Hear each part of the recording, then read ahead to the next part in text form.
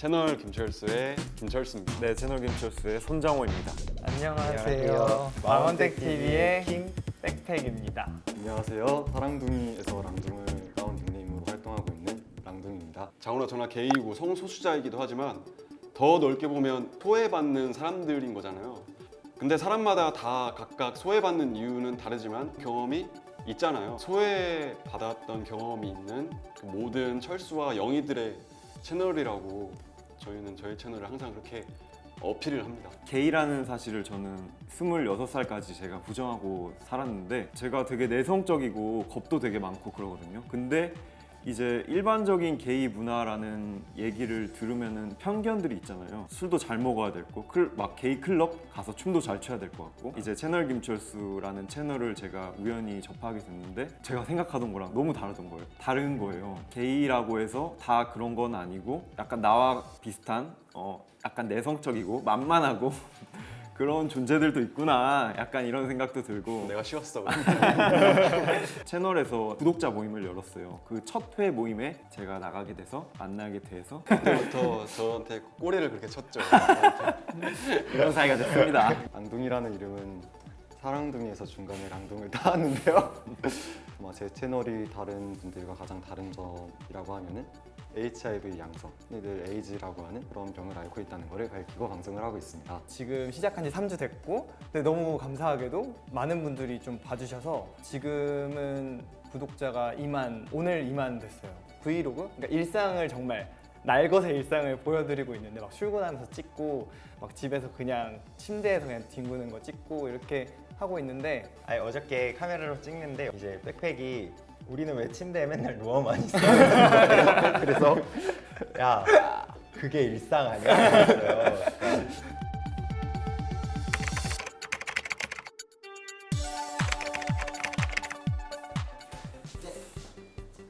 이거 굳이 왜 해? 라는 편견이 있어요. 태어났어. 이걸 하면은 사회에서 매장 당할 것 같다는 편견이 있어. 커밍아웃. 커밍아웃을 하면은 저는 아주 사회에서 그냥 매장당하고 아무 일도 못하고 뭐 그렇게 될 거라고 생각을 했었어요. 그래서 이제 채널 김철수에 제가 영상을 올리면서 이제 사회에 커밍아웃을 하게 되었는데 너무 걱정을 많이 했어요. 전 그래서 아 장호는 이제 영상을 올려도 된다. 나는 괜찮다. 막 이렇게 말했었어요. 처음에 사귄다는 영상을 짜잔 이렇게 올렸는데 영상이 막 100만 조회수 이렇게 뜨니까 그때 갑자기 얘가 헷가닥 해가지고 너무 무서운 거야.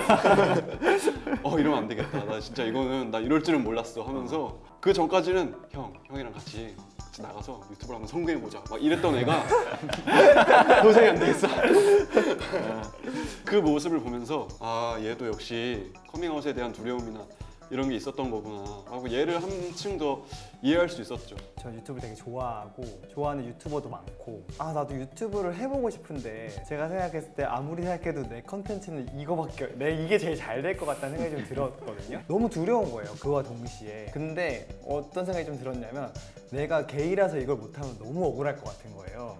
그래서 결과적으로는 그거를 이제 완전 오픈을 했는데 한나의 영상이 저희 예상 밖에 너무 잘 돼서 엊그저께 홍대에서 신발 샀는데 봤다고 홍대에서 어떤 분이 왔는데 이거는 내가 아니야. 이거는 여자라고 생각하는 거. 너무 쉬워. 너무 신나?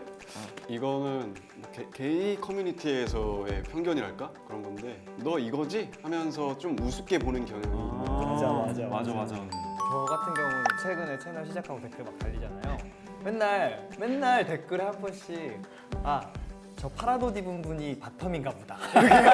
맨날 저한테 맨날 그 사람이 말할 때 그 심리가 보이니까 기분이 나쁜 거예요. 그러니까 그 사람이 무슨 의도로 말했느냐가 보여서 기분이 나쁜 것 같은 거예요. 맞아. 아무래도 저희가 커플인데 생긴 게 이제 이 형이 수염이 많이 나고 오늘은 면도하고 안 약간 내가 좀 더 이 형보다 어려 보이고 곱상하게 생겼고 하니까 어떤 그 편견에 가득 쌓여가지고 바텀이지 뭐 이런 것도 아니고 저는 내조 좀 잘하세요 장호님 이런 식으로도 말하고 누가 바텀이고 누가 탑이에요 물어보면 그 대댓글로 보면 모르겠어요. 맞아요. 그런 식으로 막 아니 근데 오히려 반대로 생각하시는 분들 맞아요. 목소리를 들어보니까 얘는 상남자다. 맞아. 저 둘은 탑탑 커플일 거야. 이렇게 생각하시는 분도 계시고. 방송 보다 보니까 철수님이 좀 더 여성스럽네 이러면서 철수님이 바텀 아닐까 이런 식으로 막 결국 이게 상통하는 또 댓글이 아 저분이 여자 역할이네 약간 이런 것들 있잖아요. 그런 걸 계속 어떻게든 이성애자의 관점에서 이해하려고 어떻게든 그 역할을 빨리 갖다 붙여서 자기가 이해하려고 하는 것 같다는 생각이 좀 들더라고요. 어려워. 분명히 엄청 문란한 사람일 거야. HIV. 조금 더 편견 섞인 단어. 에이즈. 저는 HIV를 HIV라고 읽을 정도로 몰랐어요. 정말 아예 그냥 나랑은 진짜 상관없는 이야기. 뭐 걸리는 사람들만 걸리는 그냥 그거는 이제 그 병에 대한 편견을 나조차도 가지고 있었던 거고 나도 가지고 있는 위험군에 속해 있는 사람인데도 불구하고 근데 알아보니 이제 이성애자분들보다 성소수자분들은 이제 수적으로 훨씬 적잖아요. 병의 전파율이 이만한 분들과 요만한 분들 속에서 훨씬 전파율이 높은 거였더라고요. 아 이거 분명히 위험군에 속해 있는 게 맞구나. 점검을 한 번쯤은 받아볼 필요가 있다고 그렇게 느껴져요. 검진 받을 때 그 검진을 어느 주기에 얼마나 받아야 되냐고 물어보시는 분들이 있는데 1년에 2번에서 4번 정도? 그 정도 받는 게 가장 좋다고 합니다. 20대 초반에 이제 게이 커뮤니티 처음 나왔을 때 학교 친구들하고 같이 놀다가 갑자기 누가 사라져요. 안 놀아요. 그러면 야, 쟤 어디 갔어? 하면 몰라, 에이즈 걸려갖고 어디 사라졌나 보지. 이런 식의 대화들이 진짜 많았었거든요, 그때는. 그리고 뭔가 그거 HIV에 감염된 사람은 어쨌든 우리 커뮤니티에서 이렇게 도태되고 뭔가 사라지는 존재? 왜냐면 저희 이런 것에 대해서 한 번도 배워보지 못했고 편견들이 워낙 많으니까 뭐 같이 수정해도 되나? 물란한 사람이 걸리는 거 아니야? HIV 그리고 에이즈 문제에 있어서 사람들이 죽는 이유 1위가 어떤 질병이 아니라 자살이죠.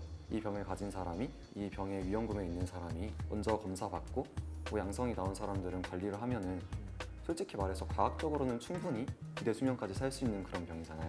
그런데 사회적 인식은 이 병을 숨겨야 되고 수영장에 간다는 거를 사실 잘 생각을 안 하잖아요. 이 사람들이 같이 밥을 먹을 수 있다라는 거, 이 사람들이랑 키스를 해도 된다는 거, 그런 것들을 하나하나 그냥 보여주고 싶어요. 이런 게 자연스럽다, 이래도 안 웃는다라는 것들.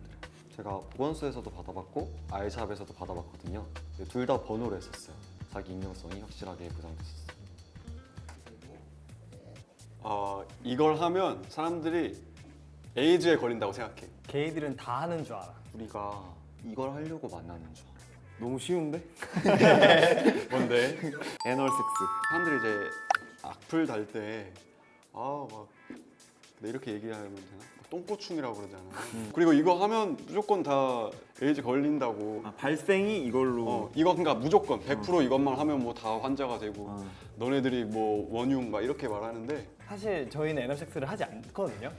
이걸 할까 말까 고민해서 저희는 하지 않는데 아니 마치 이걸 안 하면은 무슨 게이 자격이 박탈될 것처럼 무슨 자격증을 따야 되는 것도 아니고 약간 이게 근데 안 한다라는 말보다 이제 못 하는 거 아니야? 근데 어쨌든 못하든 안 하든 하진 않고 있는데 그게 어쨌든 그러니까 이거를 꼭 해야 되는 건 아니잖아요. 그러니까 마치 이게 아니면 게이가 아닌 것처럼 약간 그냥 게이고 그냥 해도 할 수도 있고 안 할 수도 있는 거고 그러니까 어쨌든 많이 할 수는 있겠지만 그냥 그게 되게 왜 굉장히 필수 조건이 돼야 되는 거지? 이 생각이 좀 요즘 드는 것 같아요. 이렇게 팀이 드네.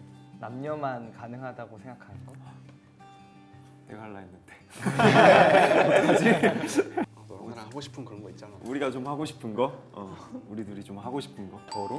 아무리 우리가 삶의 방식은 다양해요. 부부 사이가 아니더라도 결혼하지 않더라도 우리는 우리 스스로 잘 살 수 있어요. 이렇게 말을 하더라도 우리도 결혼해서 받을 수 있는 혜택이 있다면 그걸 받아야 되고.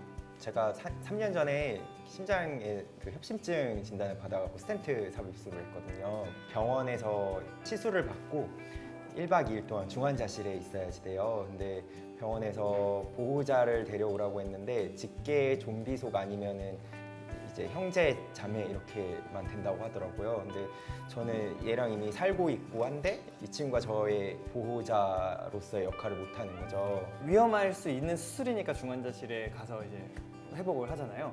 그러면 1박 2일 동안 사실 저는 무슨 일이 일어났는지 아무것도 알 길이 없는 거예요, 사실은. 근데 운 좋게도 저는 이제 미리 킴의 어머니랑도 이제 문자를 주고받는 사이여서 저한테 이런 경과 같은 거를 좀 알려주셨 것도 있었는데 사실 그런 관계는 흔치 않잖아요. 사실 게이로서 진짜 극단적인 일이 일어났을 때도 전 모르는 거예요. 끝까지. 그 몇 년을 같이 살았는데 그냥 그렇게 해서 어느 날 집에 못 돌아오는 상황이 됐을 수도 있는 거고 그런다고 한들 저는 누구한테도 연락을 할 수 없는 잘 된다는 증거가 거의 악플이 막 달리거든요. 악플이 엄청 달리면 이게 잘 되고 있는 거예요. 왜냐하면 불특정 다수한테 엄청 노출이 되는 거니까. 자기 손잡고 새벽기도 같이 가자고. 그거 하나님한테 열심히 기도하면 내 주변에 나은 사람이 있다고. 그래가지고 아, 이거를 삭제해야 되나 말아야 되나. 그냥 한 가지 생각나는 건 이제 살인이 답이다. 아 그런 악플이 있었어요. 네, 그 악플밖에 생각나는 건 그게 단데 살인이 답이다. 네. 맞아. 그 사람이 살인 답이다를 어떻게 썼냐면 잘 못 알아보겠었어요. 자기도 찔렸는지 고지고대로 살인 이렇게 안 쓰고 받침을 리을 미음 뭐인뭐그 답이다 막 이렇게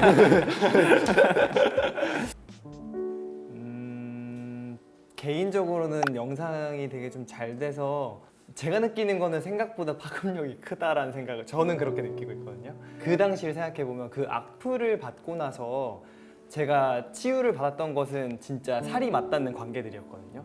그렇기 때문에 뭐 정말로 대의적으로 봤을 때는 퀴어 콘텐츠가 다양해지면 좋겠지만 굉장히 어떤 일이 일어날지 모르기 때문에 힘든 상황이 됐을 때도 내가 위로받고 정말 피부로 와닿는 위로를 받을 수 있는 이들이 있을 때 시작하는 게 가장 안전하지 않을까? 꼭 그게 가족일 필요는 없고.